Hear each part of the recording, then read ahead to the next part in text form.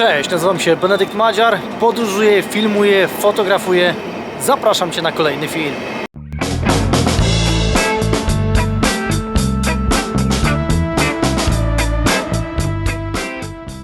Cześć, było Porto, a teraz jest Kraków, ale tylko na chwilę, bo plany niestety się pozmieniały, ale tak też wygląda życie w podróży, na które się zdecydowałem, przynajmniej na ten rok. I za chwilę czeka mnie właśnie tym pociągiem najdłuższa podróż koleją w moim życiu. Łącznie będę jechał około 21 godzin i przejadę pół Polski, całe Niemcy i pół Holandii. Następna stacja Berlin Hauptbahnhof i tam opowiem trochę, dlaczego opuściłem Portugalię.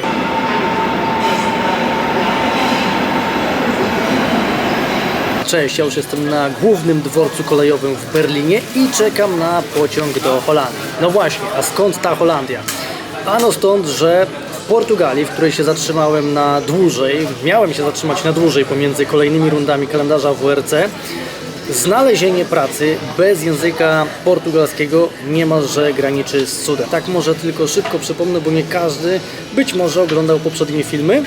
W tym roku postanowiłem zakończyć pracę na etacie i zacząć robić to, co sprawia mi największą radość i satysfakcję, czyli podróżowanie, robienie zdjęć i filmów, między innymi podczas rajdowych Mistrzostw Świata WRC. Ale nie tylko, ten projekt cały czas ewoluuje i zaczyna się pojawiać i będzie ich coraz więcej filmów takich około turystycznych, podróżniczych, ponieważ też dążę do tego, aby rozwijać swój kanał na YouTubie, a samymi takimi filmami około rajdowymi, no to tego nie zrobię.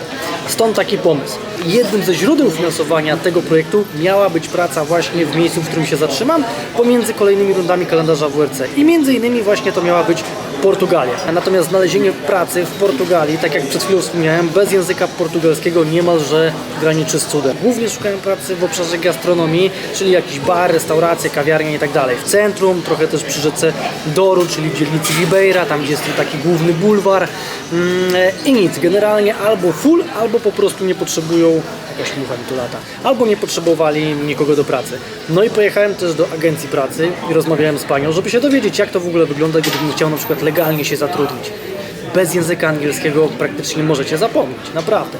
Ale co jest najgorsze, w międzyczasie będąc tam spotkałem taką Portugalkę, która 9 lat temu wyjechała do Niemiec, do Düsseldorfu, aby tam zacząć normalnie żyć, bo 9 lat temu w Portugalii nie było praktycznie żadnych perspektyw.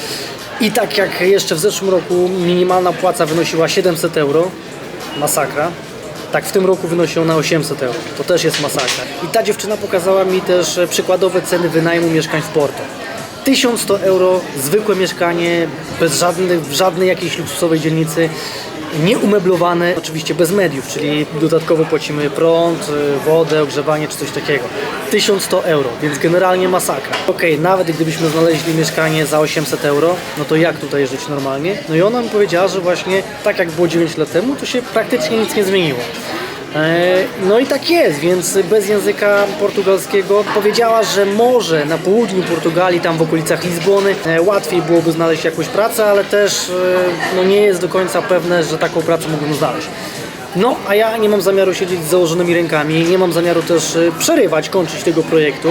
W 2 dni znalazłem pracę w Anglii, no i w tej pracy nie będę zobowiązany żadnym jakimś, nie wiem, rocznym czy półrocznym kontraktem. To jest zwykła, dorywcza praca.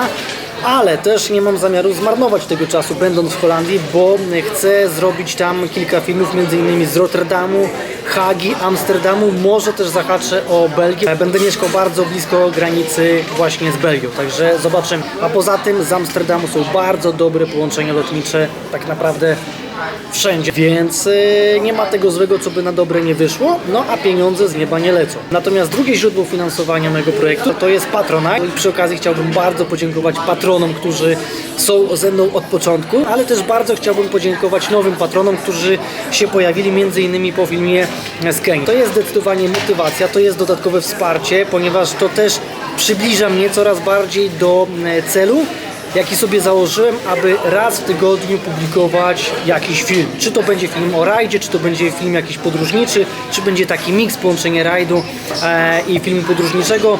to już jakby nie ma znaczenia, bo po prostu dążę do tego, aby raz w tygodniu jakiś film publikować, bo też zależy mi po prostu zwyczajnie na rozwijaniu mojego kanału na YouTubie. No i tak to w skrócie wygląda. Teraz krótka przerwa tutaj na dworcu głównym w Berlinie i za chwilę pociąg do Holandii. Ja już jestem w Deutsche Bahnie, zobaczcie na to. Normalnie dywan. Elegancko, jak to mówi córka mojego kumpla.